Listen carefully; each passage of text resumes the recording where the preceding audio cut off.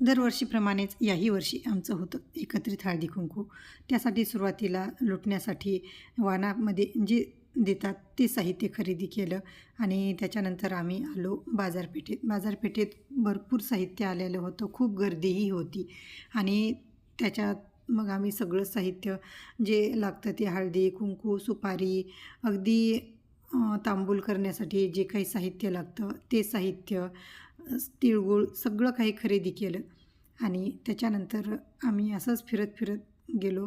ते म्हणजे या ठिकाणी असे सुंदर टोपले होते, त्या ठिकाणी टोपले पाहिले, पण काही खरेदी पण केली आणि त्याच्यानंतर आम्ही गेलो साड्याच्या दुकानांमध्ये.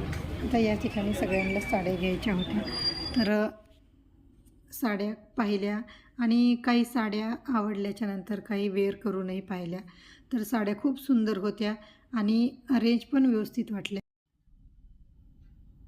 आणि ह्या अगदी वेगवेगळ्या प्रकारच्या साड्या बघायला मिळाल्या आणि त्यांनी पण काही साड्या अशा पसरून छान प्रकारे दाखवल्या आणि त्यातल्या काही ज्या साड्या आवडल्या त्या आम्ही घेऊन आलो आणि घरी आल्याच्यानंतर ह्या बघू शकतात, ह्या आहेत आमच्या साड्या आणि साडी परत मी घरी आल्याच्यानंतर साडी घालून पाहिली तर खूप सुंदर दिसत होती.